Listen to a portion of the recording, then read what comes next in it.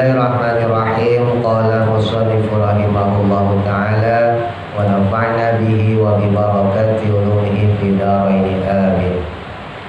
Faslun, adapun pasal selanjutnya, wa raka'atul faraid, dan adapun jumlah daripada rokaat salat fardu. Ini secara total ya, Pak. Itu sab'ata asyara rakaatan, ada 17 rakaat. Jadi kalau di total dari subuh, zuhur, asar, maghrib, isya, semuanya totalnya 17. Subuh 2 rakaat, zuhur 4 rakaat, asar 4 rakaat, maghrib 3 rakaat, isya 4 rakaat. Fiha, di dalamnya, maksudnya di dalam sholat tersebut, itu arbaun wasalasuna, ada 34 kali apanya sajdatan, sujudnya. Total sujudnya itu, Pak, 34 kali. Wa arbaun watisuna, dan 94 kali takbiratan, takbirnya. Takbir yang dilakukan atau diucapkan itu totalnya 94 kali. Watis utasyahudatin, dan 9 kali tasyahud. Wa asyru taslimatin, dan 10 kali salam. Wa mi'atun wa salasun wa khamsuna, dan 153 kali tasbihatan, bacaan tasbihnya, baik tasbih ruku ya, subhana rabbiyal azimi wa bihamdi, maupun tasbih sujud, subhana rabbiyal a'la wa bihamdi. Totalnya tuh, Pak, 153. Wa jumlatul arkani, dan adapun jumlah rukun-rukun fis sholati, dalam sholatnya ya, kalau yang kemarin kita pelajarin kan tuh yang sebelah kanan, faslun wa arkanus sholati samaniyata asyara, 18, itu kan 1 rakaat doang, Pak. Ya. Nah, kalau di total tuh 5 sholat itu, jumlah rukun yang kita lakukan, baik rukun qauli, ucapan, maupun rukun fi'li, perbuatan, itu mi'atun wa sittatun wa ishruna, totalnya 126 apanya ruknan, rukunnya. Fi subhi, pada sholat subuh itu salasuna ruknan, ada 30 rukun. Wa fil maghribi, dan pada sholat maghrib isnani wa arba'una, ada 42 apanya ruknan, rukunnya. Wa fir rubaiyati, itu salah harokat, harusnya ti karena majrur, fi huruf jar. Wa fir rubaiyati, dan pada sholat yang bangsa 4 rakaat, berarti sholat zuhur, asar, sama isya, itu arbaatun wa khamsuna, ada 54 apanya ruknan, rukunnya. Nah, ini hebatnya ulama, Pak, ya. Hebatnya ulama, enggak cuman total jumlah rokaatnya, tapi dari rukunnya, tasbihnya dihitung. Tuh, bayangin. Gimana enggak ulama coba tuh? Ulama makanya kemungkinan besar masuk surga. Ya. Ulama itu mayoritas ya, yang ulama khair tentunya, bukan ulama yang su ya, bukan ulama yang buruk. Ulama yang khair, ulama yang ahsan, ulama yang baik, mayoritas itu ya wali. Kenapa? Ketika dia ngajarin sesuatu itu totalitas, Pak. Ini contoh baru kitab kecil nih, belum kitab yang gede ya. Coba Bapak, seumur umur pernah nggak ngitung tasbih sholat, jumlah takbir sholat, bayangin, jumlah rukun sholat. Paling kita taunya jumlah rokaat doang kan.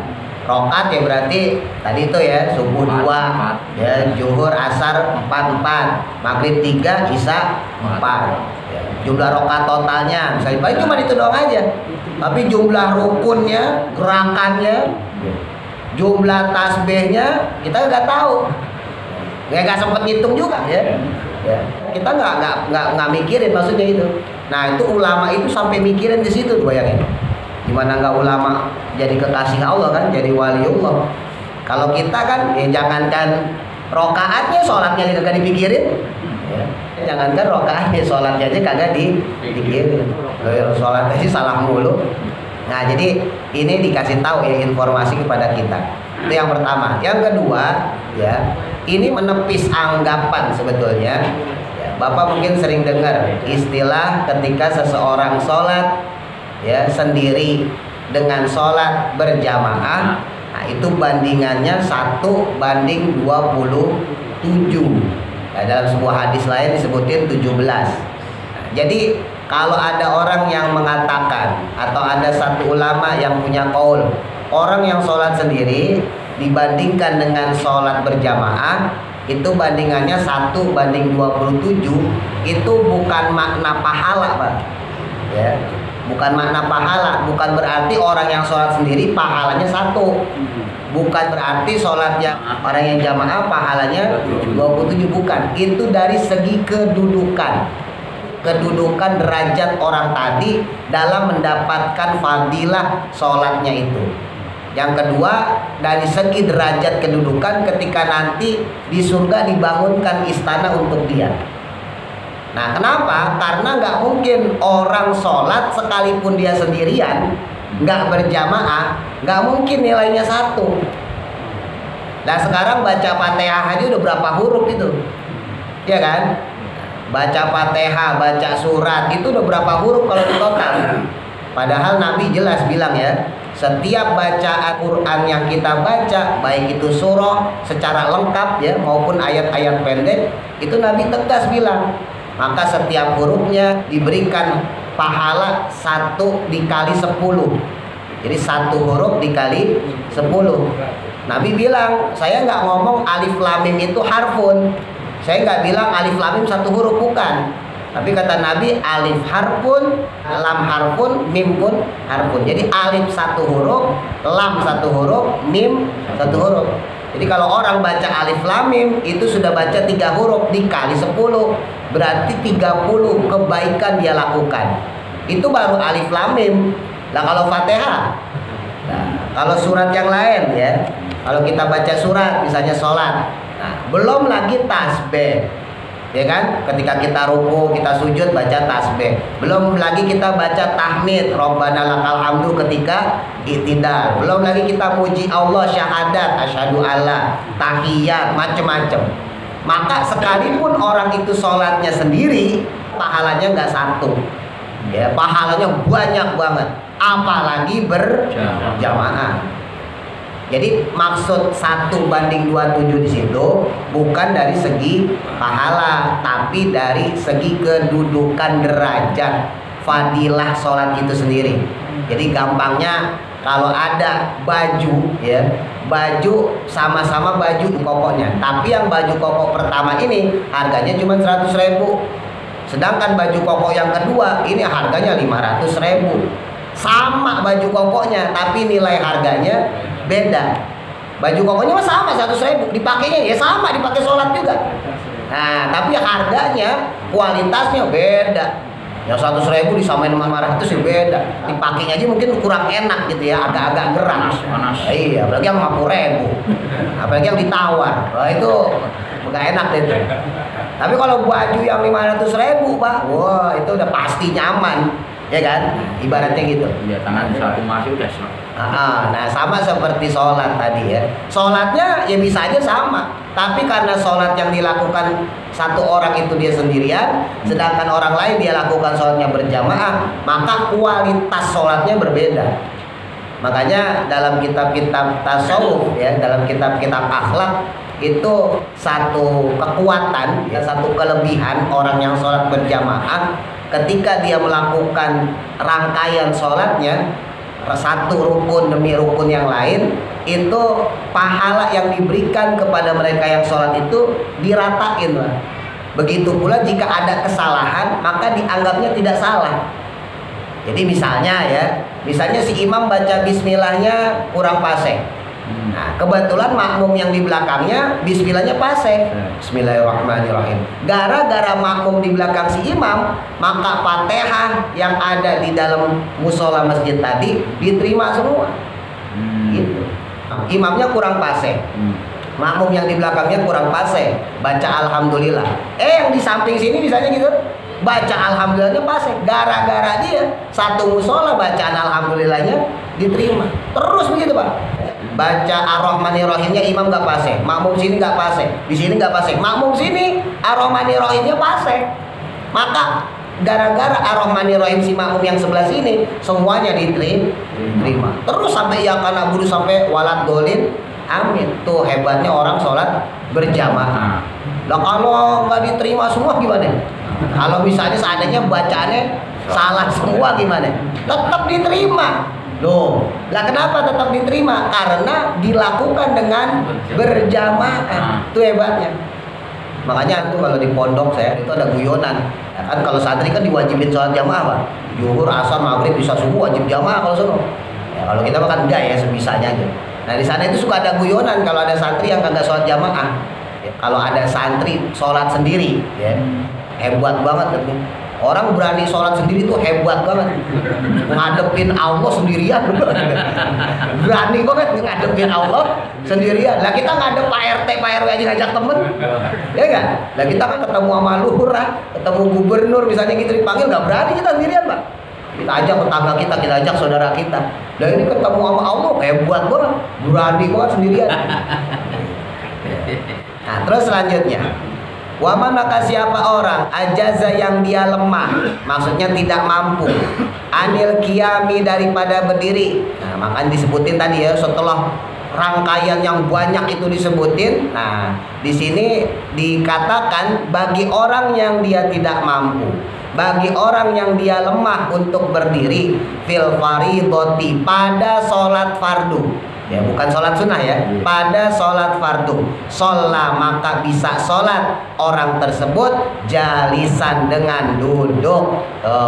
Jadi kalau orang merasa berat dia sholat berdiri, boleh sholatnya sambil duduk. Waman tapi siapa orang ajaza yang dia lemah, maksudnya nggak bisa anil julusi untuk sholat dalam keadaan duduk, sholat maka diperbolehkan dia sholat mutojian, yaitu dengan tidur berbaring.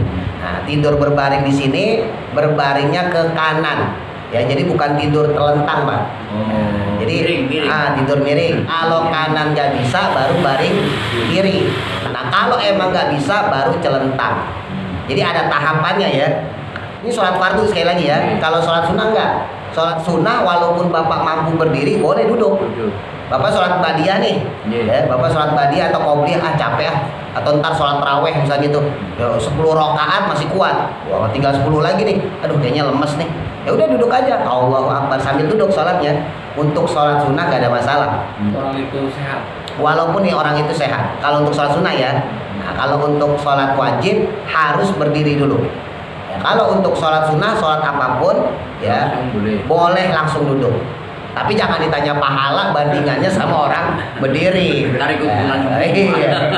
Orang sholat qobliyah atau ba'diyah berdiri dengan orang sholat qobliyah ba'diyah duduk, kira-kira pahalanya gedean mana? Ya, kira-kira berdiri, yang duduk ya pahalanya separoh lah. Ya. Iya, ibaratnya gitu. Kan tingkat kesulitannya juga beda. Ya. Nah, selanjutnya untuk sholat wajib. Nah, ya nauzubillah sih ya, kita berharap kita tuanya sehat terus ya, bisa sholat tetap berdiri. Tapi kan seandainya ada seseorang yang dia diberikan sakit sama Allah ya, karena dia udah biasa sholat ya udah enak aja tetap berangkat ke musola, berangkat ke masjid sholat, tapi dia nggak mampu berdiri lama, maka diperbolehkan bagi dia untuk sholat duduk. Tapi nah di sini disebutin orang yang boleh duduk tadi ajaza, yang dia itu lemah, yang dia tidak mampu. Jadi kalau dia setar pertamanya masih bisa berdiri, lakukan sholat dengan berdiri. Makanya kemarin sempat saya singgung ya, mohon maaf kebanyakan orang karena biasanya orang kayak gitu pas sakit sih baru masuk musola. Ya, jadi dia kagak tahu, taunya orang kalau sakit sholatnya boleh duduk. Padahal jalan ke musolanya berdiri. Jalan ke masjid berdiri, lah jalan ke musola sanggup, jalan ke masjid sanggup, sampai musola sampai masjid sholatnya duduk, lah kan gitu kan? Coba, ya beda Pak kalau orang dipakein kursi roda, misalnya kayak di Arab gitu ya, di Mekah Madinah, orang sholatnya langsung duduk, orang pakai kursi roda, ya. Ya. Jadi kalau orang mampu berjalan ke masjid, ke musola, berarti kan menandakan dia masih punya kekuatan, punya kebisaan untuk sholat sambil berdiri, gitu. Maka usahakan sholatnya berdiri dulu. Allahu Akbar. Perkara ntar baca doa iftitah, Allahu Akbar kabiro, Allahumma baik baini, atau pas baca Fatihah, ya, Bismillahirrahmanirrahim. Kok mulai sakit? Karena usia dia yang sudah tua, atau memang dia punya penyakit, baru boleh duduk. Enggak usah duduk. Dan duduknya pun bukan duduk pakai bangku. Duduknya duduk biasa begini, Pak. Duduknya duduk begini. Supaya apa? Supaya bisa sujud. Saya contohin. Jadi kalau kita duduk, ya, ini kita berdiri dulu tadi ya. Nah, kita berdiri, seret. Kita Bismillahirrahmanirrahim. Udah gak kuat nih. Bismillahirrahmanirrahim. Alhamdulillah gitu ya. Nah, kita udah gak kuat, gak usah tunggu komando imam, gak usah nunggu ruku. Gak kuat, langsung aja duduk. Duduk. Nah, duduknya duduk istirahah begini ya. Duduk di antara dua sujud ya. Yang kaki kirinya dimasukin ke pantat ya. Kaki kanan ditekuk. Posisinya duduk gini. Jadi kalau ruku, rukunya rendah, sami Allah biasa, sami Allahu liman hamidah. Sujudnya tetap ke lantai. Allahu Akbar gitu. Biasa. Semuanya biasa, cuman berdirinya doang diganti duduk. Jadi nggak kehilangan fadilah sholatnya. Gitu. Nah, ini mohon maaf ya, praktek kebanyakan orang, ya mungkin bapak-bapak juga ngelihat mungkin ya di musola atau di masjid ya. Orang-orang yang sepuh ya, yang dia itu sholat pakai kursi. Udah gitu nggak sujud, Pak. Iya kan? Ya dia ruku, ya sujudnya cuma begitu doang. Padahal dia tidur bisa tiduran. Kan aneh kan? Di rumah bisa tidur sambil tiduran. Tapi pas di musola, di masjid, sujud kagak bisa. Jangan-jangan, nauzubillah. Jangan-jangan memang bumi udah nolak dia sujud. Sehingga tidak ada keinginan dia untuk sujud kepada Allah. Itu yang lebih khawatir lagi kalau saya mah. Jangan-jangan ketidakmauan dia atau ketidakbisaan dia sujud karena emang bumi Allah yang nolak disujudin sama dia. Ya kan? Oh, itu bahaya lagi, Pak. Jadi cara sholatnya seperti itu. Nah, ini pentingnya ngaji. Jadi kalau seandainya orang itu memang nggak mampu berdiri, baru duduk ya. Ruku ya, rukunya lebih rendah. Terus kemudian sujud biasa di lantai. Nah, kalau yang di bangku itu, yang model di bangku itu buat sholat di kendaraan. Nabi itu, Pak, kalau jalan-jalan ya, berdagang, dakwah, ya, berkunjung, silaturahim, naik onta, naik kuda bersama sahabat, itu di atas kudanya, di atas ontanya Nabi sholat, Pak. Kalau berangkatnya pagi, Nabi tetap sholat duha. Kalau berangkatnya malam, Nabi tetap sholat tahajud. Jadi sholat sunnahnya nggak hilang. Beda sama kita. Kita mah jalan-jalan ya lupa semua. Jangankan sholat sunnah, sholat wajib juga nggak dikerjain. Nah, Nabi itu kalau di atas kendaraan sholatnya tuh begitu. Ya, jadi model sholat yang orang dipakai bangku itu sholat di kendaraan. Duduk gini ya. Allahu Akbar. Terus ruku. Allahu Akbar. Sami Allahu liman hamidah. Sujud lebih rendah daripada ruku. Kalau ruku segini, berarti sujud lebih rendah. Allahu Akbar. Allahu Akbar. Duduk biasa. Itu sholat di kendaraan, bukan buat sholat wajib. Dan sholat di kendaraan itu kalau untuk sholat sunnah, ya, kalau untuk sholat sunnah sah sholatnya. Kalau untuk sholat sunnah, kalau wajib nggak boleh. Kalau sholat wajib, maka sholat tersebut yang dilakukan tadi menjadi sholat lihurmatil wakti, sholat untuk menghormati waktu sholat yang masuk. Yang andai kata kita sampai di tujuan, maka kita tetap wajib i'adah. Kita wajib mengulang sholat yang kita lakukan tadi di kendaraan. Itu konsekuensinya. Lah terus percuma dong kalau harus diulang. Enggak percuma. Kan diulang lagi Pak Ustaz. Percuma dong. Enggak percuma. Kalau seandainya kita nggak ada umur, kendaraan kita tabrakan nauzubillah, ya. Terus kemudian meninggal di situ, maka kita nggak ada catatan utang sholat. Nah, kalau kita sholat dalam keadaan di Kan kita nggak punya utang sholat. Kalau nggak punya utang sholat, berarti nggak ada pertanyaan di alam kubur secara batiniah, ya secara batin. Secara zohir, keluarga nggak perlu bayarin fidyah. Orang ninggalin sholat itu juga bayar fidyah, Pak, jangan salah. Sholat yang ditinggal ketika dia sakit dan dia belum sempat qadha, dan dia belum sempat lakukan iadahnya. Itu konsekuensinya begitu masalahnya. Nah, maka ketika seseorang itu udah sampai di tujuan dengan selamat, lalu dia iadah, dia mengulang sholatnya, maka sholat yang kemarin itu menjadi sempurna. Terus pahalanya gimana? Insya Allah dapat 2 pahalanya. Pahala pertama, pahala sholat dihormatil waktu di kendaraan karena menghormati waktu sholat yang masuk. Lalu yang kedua adalah pahala iadah itu sendiri. Gitu. Jadi ada beberapa hal ya yang memang, mohon maaf ya, kita ini di masyarakat itu melakukan satu kegiatan ibadah itu bukan berdasarkan ilmu, tapi nyontoh orang. Ke masjid ada orang sambil duduk, saya besoknya kalau tua sholatnya begitu. Faktanya begitu, Pak. Dia nggak hadir di majlis taklim, dia nggak hadir di tempat pengajian, di majlis yang di situ diceritain, kasih tahu informasi tentang fikih, tentang tata cara sholat. Nah, makanya saya amanah ya, baru bapak-bapak, dan kasih tahu kalau ntar kita punya saudara, ya mungkin kita punya saudara udah sepuh atau sakit, kalau masih bisa duduk, sholatnya duduk, duduknya duduk istirahat, ya duduk yang kayak tadi itu ya. Kalau emang nggak bisa baru duduk sila.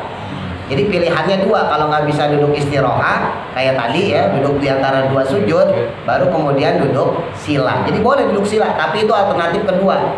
Nah, kalau nggak bisa duduk, baru di sini tadi disebutin boleh dengan tidur.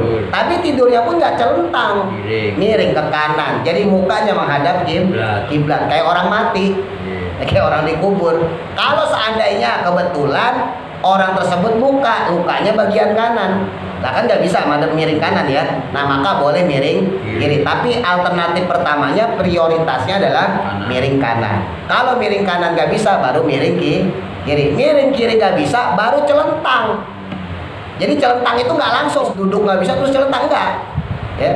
Abis duduk nggak bisa, tidur miring dulu. Tidur miring nggak bisa, baru celentang. Celentang nggak bisa juga, pakai isyarat mata. Allahu Akbar, sami Allah malaik iman hamidah, Allahu Akbar, marah lagi. Gitu. Kita bakal ngerasain itu, Pak. Ini penting. Kelak nanti kita mau mati kan begitu. Ya. Orang udah biasa sholat, itu mau mati, mau sakratul mautnya, itu kebawa kepikiran, saya belum sholat itu. Kalau orang yang biasa ninggalin sholat biasa aja, ya mati. Kalau yang biasa sholat itu tak bakal kepikiran deh. Kan kita lagi latihan mati ibaratnya gitu. Jangankan nanti ke depan itu, Bapak sakit deh. Bapak kalau udah biasa sholat 5 waktu, sakit itu berasa beban. Beban bukan karena sakitnya. Waduh, saya ninggalin sholat. Walaupun rukshoh ya buat orang sakit, tapi rasa bersalah kita. Ya Allah, saya nggak sholat ini. Nah itu, itu hebat itu. Itu padahal sakit ya, cuman pusing, mungkin demam tinggi ya, yang kita nggak sholat, atau mungkin kita sholat tapi dalam keadaan terbatas, maksudnya nggak bisa sempurna. Itu aja kita merasa bersalah. Itu kalau orang biasa sholat. Begitu juga nanti ketika kita mau meninggal, Pak, sakratul maut. Ya, orang-orang nggak ada yang membimbing lagi. Ya, tinggal kita. Nah, disitulah ilmu bermain. Ya, disitulah ilmu bermain. Jadi kalau Bapak ngejenguk seseorang, dulu pernah saya sampaikan ya, kalau kita nengokin seseorang yang sedang sakit, lihat-lihat jam juga, Pak. Jangan-jangan yang kita jengukin ini orang soleh dan dia lagi sholat. Kita jenguk dia ngeganggu dosa kita. Hati-hati itu. Apalagi sekarang jam besuk itu jam maghrib isya. Iya, ya kan? 5:30 sampai 7 misalnya gitu. Udah ngantri dan tetek pengen segala macam. Jangan, hati-hati. Ya, bagus jenguk orang sakit, bagus. Ya. Tapi kita lihat-lihat sikon juga. Kira-kira nih orang lagi sholat gak? Ya, jangan-jangan dia lagi sholat. Entah dia sholatnya dalam keadaan masih bisa pakai tangan misalnya gitu ya, berbaring kanan misalnya gitu, atau mungkin karena dalam kondisi yang parah, udah koma misalnya gitu ya, dia sholat hanya dengan isyarat mata. Terus kita datengin, ditanyain, oh dulu susah banget loh, ya itu ganggu dia lagi sholat, lah ganggu loh itu loh. Kan sama aja orang lagi sholat biasa, terus kita, weh mana aja loh, gitu. Beda aja yang ini berdiri, yang ini tiduran. Hati-hati tuh Pak. Kalau yang ngerti agama mah, ya paham dia nggak sembarangan. Mending rasa tilik. Iya. Kalau mau ngunjungin ya ntar aja kalau udah rada mendingan maksudnya gitu. Tapi kalau kita dapat kabar gimana si Fulan di rumah sakit, wah susah udah diimpus terus, diselang di mana-mana. Tipis. Wah udah tipis dah. Jadi kalau kita seandainya pun mau nengokin nggak usah sampai masuk ke dalam misalnya gitu. Ya udah di luar aja doain. Ya, atau kita kirim Fatihah dari rumah dan sebagainya ya. Takutnya kalau kita masuk kebetulan si Fulannya soleh. Ya kebetulan yang kita jenguk ini teman kita, saudara kita orang soleh, dia ngerti ilmu, lapas lagi sholat. Lah kitanya bodoh, orang lagi sholat ditanyain, gimana kabar lah? Main mata. Akhirnya main mata ya kan, gitu. Kadang ada lagi orang kagak paham juga, ya disangkain udah kejet Pak, padahal lagi sholat. Saya pernah itu ngerasain, lagi nganterin satu keluarga ya, ngejenguk keluarganya yang udah sekarat. Ya udah nazar lah bahasa kita. Tapi saya lihatin matanya meremelek. Itu meremelek bukan sekarat, meremelek lagi sholat gitu ya. Nah karena saya bukan saudaranya kan, saya dari jauh orang cuma nganterin. Wah tuh orang lagi sholat. Nah ini keluarganya main nyelonong aja tuh, mulai wah, gitu aja. Padahal lagi sholat tuh orang meremelek lagi sholat. Lah besoknya sembuh orangnya. Lo kok bisa sembuh, kemarin mata lu udah kedap-kedip gini. Itu kedap-kedip lagi sholat, bukan lagi sekarat Pak. Gitu. Bertawar lagi sholat. Gitu. Nah iya, kalau perlu ditulis ya. Makanya jujur saya pribadi Pak, ini buat Bapak mau jamaah. Saya kalau lagi sakit Pak nggak senang ditengok. Mbak Satang tahu tuh. Ya. Jadi kalau saya sakit satu saat nanti ya, Bapak nggak usah tengok, jangan. Ya. Iya repot kalau udah sehat baru gitu ya. Apalagi bawain buah. Kalau mau bawain buah tuh dari pas sehat. Kalau pas sakit siapa yang makan? Ya siapa yang makan? Iya yang makan, yang makan kan yang nungguin ini yang sehat. Ya, jadi kadang nggak semua orang senang dijenguk juga, maksudnya gitu ya. Jadi kalau misalnya di rumah, ya saya pribadi hampir jarang jenguk orang sakit di rumah sakit. Di rumah sakit ya, tapi jenguk orang sakit di rumah ya sering. Tapi kalau jenguk orang sakit di rumah sakit, saya pribadi Pak, itu bisa dihitung lah selama saya hidup lah gitu. Paling cuma 3 kali 4 kali nggak banyak. Ya. Kenapa? Karena saya ngerasain sendiri. Kalau saya kan nggak senang sama rumah sakit Pak. Beda sama bapak. Kalau main judi saya senang sama rumah sakit ya. Sakit dikit Pak sakit ya. Kalau saya nggak senang sama rumah sakit dari dulu Pak. Ya dia kalau sakit minum obat warung aja ibaratnya gitu. Ya. Nah, saya sendiri ngerasain ya. Saya aja kalau pas lagi sakit itu nggak senang Pak ditengokin. Kenapa? Ganggu orang lagi istirahat. Merasa terganggu ya. Nah, iya merasa terganggu orang lagi istirahat. Kan kita sakit itu karena kecapean kan. Rata-rata kan begitu. Kurang istirahat, kurang makan kan gitu. Ya karena sibuk dengan aktivitas. Lah berarti pas kita lagi sakit itu kita harus banyakin istirahat. Lah kok malah ditengokin? Ganggu. Nah iya malah keganggu. Kalau bapak enak, paling yang nengokin saudara tetangga berapa orang. Nah kalau saya jamaah, jam 7 dari sini, jam 9 dari sini, jam 10 dari sini. Lah kapan istirahatnya? Ya kan sembuh kagak bengek iya. Gitu masalahnya. Jadi kalau saya sendiri gak senang dijenguk gitu. Ya itu tadi. Makanya ketika ada orang sakit, kalau dia masuk rumah sakit, berarti kan kondisinya emang udah parah. Jadi kalau emang mau jenguk, entar-entaran aja, jangan baru masuk rumah sakit, malamnya langsung dijenguk. Wow, sok solider gitu. Itu ganggu Pak malahan. Iya kan, kadang makanya sama dokter sendiri kan suka larang kan, Pak jangan dulu Pak, ini lagi proses penyembuhan gitu kan ya. Ya iya, lo kitanya sok solider. Kalau mau jenguk besoknya aja gitu, pas dia lagi udah mending. Kecuali kita keluarga yang nungguin beda lagi ya. Tapi kalau orang biasa ya udah kita ya kalau bisa pas tadi di rumah aja deh. Pulang dari rumah kan dia juga nggak mungkin aktivitas ya, karena kan pasti posisinya masih lemah. Nah ntar pas di rumah baru deh kita jengukin, kita doain dulu biar cepat sembuh. Kalau udah masuk rumah sakit itu butuh istirahat Pak, ya butuh perawatan dan sebagainya. Gitu ya. Paslon lagi. Wal matruku dan adapun perkara yang dapat tertinggal minas sholati daripada sholat. Itu salah satu asya'a, ada 3 perkara. Yakni pertama fardun, yaitu fardun, wa sunnatun dan sunnah, maksudnya sunnah abad. Wa hayatun dan sunnah hayat ya. Sunnah yang tadi, yang kedua maksudnya sunnah abad. Fal fardu maka adapun fardu ya, kalau tertinggal itu la yanubu, tidak terganti anhu daripada dia. Apa sujud sahwi? Sujud sahwi. Jadi kalau fardu yang ditinggalkan, rukun yang ditinggalkan, nggak cukup dengan sujud sahwi. Maksudnya gitu. Nanti saya jelasin. Saya bacain dulu. Bal indakarohu. Tetapinya jika dia ingat, ya maksudnya mengingat sesuatu yang dia tinggalkan tadi, wazamanu dan adapun zamannya, maksudnya waktunya itu qoribun dekat. Jadi waktunya itu masih dekat, nggak lama banget gitu ya. Atabihi dia bisa melakukannya, wabana alaihi dan kemudian memulainya, wasajada baru kemudian dia sujud, lisahwi untuk sujud sahwi, maksudnya sujud karena lupa. Nanti saya jelasin dikit. Wasunatu dan adapun sunnah, maksudnya untuk sunnah ab'ad, itulah ya'udu tidak perlu diulang ilaiha kepadanya ba'da talabusi setelah menyelesaikannya bil fardi dengan fardu, lakinnahu tetapinya itu yasjudu sujud lisahwi untuk sujud sahwi anha darinya. Wal hayatu sedangkan sunnah hayat itulah ya'udu tidak perlu diulang ilaiha kepadanya ba'da tarkiha setelah meninggalkannya, wala yasjudu dan juga tidak perlu sujud lisahwi karena lupa anha darinya. Nah, jadi kalau orang ninggalin fardu, ninggalin wajib, maka wajib bagi dia mengulang rukun yang dia tinggalkan, melakukan kewajiban yang dia tinggalkan, baru sujud sahwi. Kalau rukun yang ditinggalkan, ya. Kalau sunahnya sunnah ab'ad. Sunnah ab'ad itu sunnah yang merupakan bagian daripada sholat, ya. Apa itu sunnah ab'ad? Doa kunut, ya dalam mazhab kita Syafi'i sunnah ab'ad ya, kalau Hanafi Maliki enggak. Kalau orang enggak doa kunut berarti sujud sahwi. Tahiyat awal itu juga sunnah ab'ad. Lafaz sholawat Allahumma sholli ala sayyidina Muhammad pada tahiyat awal itu juga sunnah ab'ad. Terus sholawat Ibrahimiyah, ya kalau kita baca sholat kan cuma sampai Allahumma sholli ala Muhammad ya.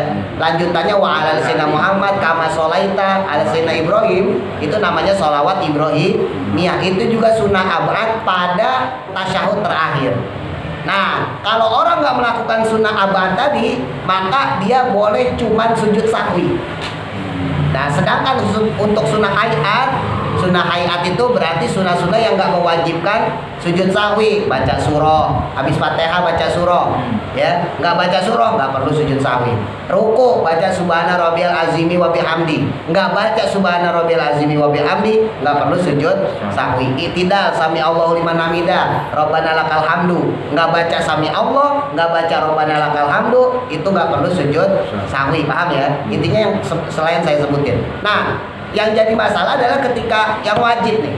Kalau yang rukun itu nggak bisa kita sujud sahwi doang.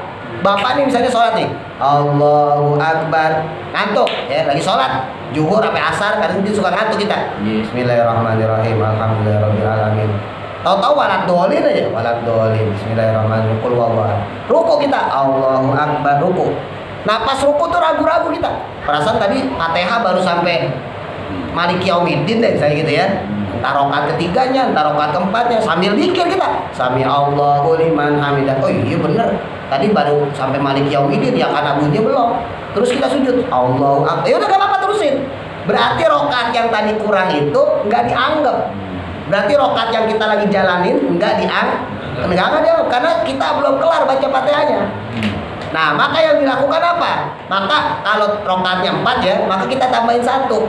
Kita bangkit lagi, kita baca lagi rakaat terakhir tadi dengan sempurna. Baca Fatihah dengan benar, baru kemudian sujud sahwi. Jadi nggak cukup Bapak sujud sahwi doang. Walaupun hitungannya ke 5 rakaat. Walaupun hitungannya 5. Ya, gitu. Karena rukun, ya Fatihah itu rukun. Ya, tasyahud akhir rukun. Nah, jadi kalau rukun itu nggak bisa. Misalnya lagi itidal atau ruku ya, Bapak ruku nih, kan kadang namanya lupa Pak ya, lagi spelem, ya tanggung bulan, diomelin bini, wah itu kan sholat kemana-mana itu. Kita ruku nih, Allahu Akbar, subhana rabbiyal azim wa bihamdihi. Harusnya itidal, sami Allah, harusnya itidal, kita main sujud aja, Allahu Akbar. Itu nggak boleh bangkit. Kalau bangkit kita tidak batal sholat kita. Berarti kita menambahkan gerakan rukun sholat. Terus apa yang dilakukan? Ya udah sujud aja nggak apa-apa. Kita sujud, lakukan biasa lagi, duduk di antara dua sujud, sujud lagi, kemudian kita berdiri. Berarti rakaat yang tadi kita lakukan itu 0. Nah, kita tinggal ulang lagi dari awal. Lakukan dengan baik, ruku, i'tidal. Nanti di belakangnya tinggal sujud sahwi. Memang konsekuensinya jadi tambah rakaat. Nah, gitu ya. Jadi kalau untuk perkara yang wajib nggak cukup dengan sujud sahwi, tapi harus dilakukan juga pengulangan. Tapi kalau kayak doa kuno tadi ya, tasyahud awal misalnya, wah tadi saya lupa kayaknya kata tasyahud awal, ya udah sebelum salam sujud sahwi. Masih hafal nggak bacanya? Subhanalladzi la yanamu wa la yashu. Ya. Subhanalladzi la yanamu wa la yashu. Sebelum salam ya Pak, at-tahiyyatul. Ingat kalau tahiyat tangannya begini. Ini saya perhatiin masih banyak sholatnya begini. Kalau begini at-tahiyyatul. Jadi kalau tahiyat tuh tangannya dikepel yang kanan kecuali jari telunjuk. Pandangan mata mengisyaratkan ke tangan. Jadi mata kita tuh ke sini. Jadi kalau untuk sholat, semua sholat mata kita ke arah sujud kecuali tasyahud. Ya, kecuali tasyahud. Tasyahud mata kita pandangan ke jari telunjuk. At-tahiyatul. Ya, terus ya, asyhadu alla ilaha illallah angkat. Ya, wa asyhadu anna Muhammadar Rasulullah turunin. Allahumma sholli. Tapi jangan ditempelin di dengkul. Ya, Allahumma sholli dan seterusnya ya. Sampai fil alamina innaka hamidum majid, sujud sahwi di kita. Fil alamina innaka hamidum majid, taro lepas sujud. Subhanalladzi la yanamu wa la yashu, duduk di antara dua sujud, nggak usah baca apa-apa, sujud lagi. Subhanalladzi la yanamu wa la yashu, duduk terakhir. Langsung salam, assalamualaikum warahmatullahi. Assalamualaikum warahmatullahi. Itu juga berlaku kalau Bapak telanjur salam. Udah telanjur salam nih. Assalamualaikum warahmatullahi. Oh iya kan tadi pengen sujud sahwi. Ya udah nggak apa-apa, jangan langsung sujud. Oh, itu sembarangan namanya. Ya nggak apa-apa, lanjutin. Assalamualaikum warahmatullahi. Baru kemudian sujud sahwi. Jadi sujud sahwi itu tetap berlaku selama kita fi maq'adihi. Selama kita masih bertempat di tempat kita sholat. Kecuali baju udah kita buka, sarung udah kita ganti, sejadah udah kita taruh. Nah, berarti itu udah dimaafkan sama Allah, dimaafin. Berarti emang udah pikun. Ya, karena dari situ aja udah nggak ingat ya. Tapi kalau dalam kondisi kayak gitu tetap gitu ya. Terakhir, wa idza syakka, dan ketika ragu fi ada dima pada jumlah bilangan ya, ata yang harus dilakukan bihi dengannya, mina rokaati daripada rokaat. Kita ragu nih, ini 2 rokaat apa 3 ya? Nah, biasanya kan kita sering tuh ya. Bana maka berpegang alal yakini pada yang yakin. Wahwa adapun yang yakin itu al-aqalu adalah yang sedikit. Nah, jadi yang dimenangkan yang sedikit. Wasajada li sahwi, kemudian sujud sahwi. Wasujudu sahwi, dan kemudian sujud sahwi itu sunnatun, hukumnya sunnah. Wa mahaluhu, dan adapun tempatnya sujud sahwi kapan, maksudnya gitu ya, dilakukannya sujud sahwi qabla salami, yaitu sebelum salam. Jadi kalau Bapak ragu saya 2 rakaat apa 3, maka yang dihukumi yang yakin, yaitu 2. Kenapa yang yakin 2? Karena kalau 2 udah pasti Pak. Ya, ini agak ngejelimet nih, pikir pelan-pelan ya. 2 apa 3? Yang yakin itu 2. Karena 2 udah pasti kita lakuin. Yang kita raguin kan 3 udah belum ya, kan gitu. Nah, maka dihukumi yang yakin adalah 2. Begitu pula 3 apa 4? Ini 3 apa 4 ya? Yang yakin adalah 3. Kalau 3 udah pasti lewat. Kan yang kita raguin yang keempat. Ini saya udah masuk 4 apa belum nih? Paham ya?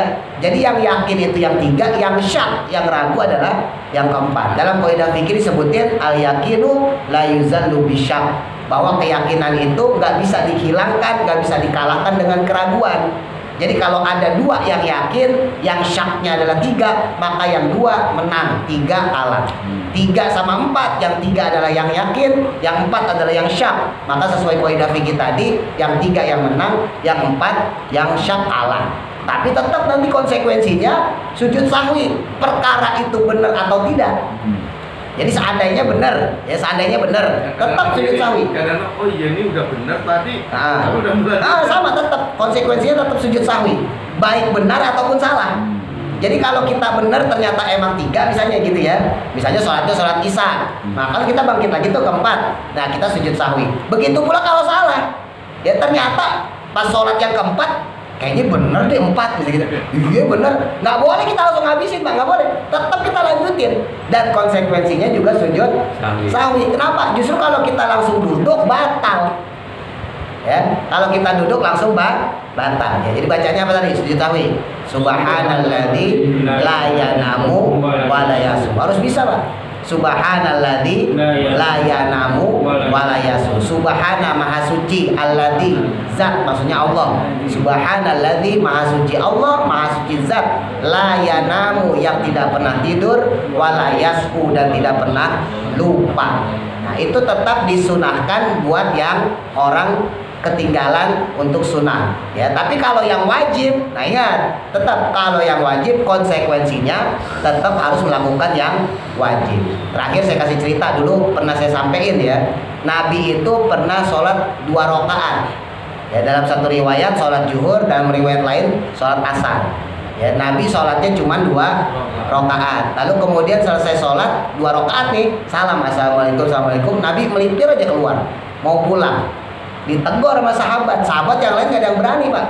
Abu Bakar, Umar, Utsman gak ada yang berani ya. Ada salah satu sahabat yang memberanikan diri. Memang ada beberapa riwayat, ada yang mengatakan beliau adalah Abu Hurairah, yang kedua Abu Domdom, macam-macam ya. Intinya ada salah satu sahabat yang memberanikan diri untuk ngasih tahu Nabi, Nabi tadi kita sholatnya cuma 2 rakaat ya. Nabi ya karena orang ini agak kurang dipercaya sama Nabi ya. Nah maka kemudian Nabi balik ke mimbar terus nanya sama sahabat yang lain, Abu Bakar, Umar, Utsman, tanya, apakah benar saya sholatnya cuma 2 rakaat?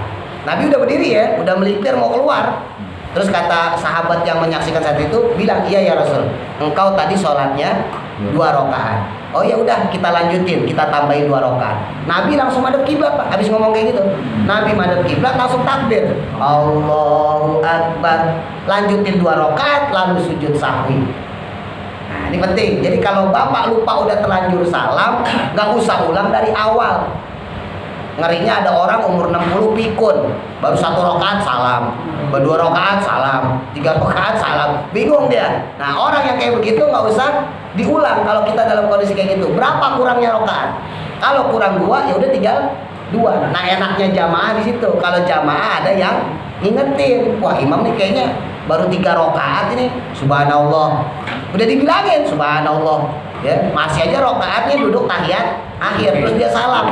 Nah pas salam tinggal kita colek, mam tadi kurang 1 rakaat. Oh ya udah berdiri, udah nggak usah pakai debat, terdebat lagi. Udah pas kurang. Wah, itu jadi berantem gitu ya. Gak usah debat, langsung aja berdiri tambahin 1 rakaat. Lah kalau imamnya nggak mau berdiri, kita yang jamaah, yang makmum berdiri sendiri, nggak apa-apa. Nanti kita tinggal sujud sahwi. Wallahu a'lam. Mudah-mudahan manfaat. Al-Fatihah.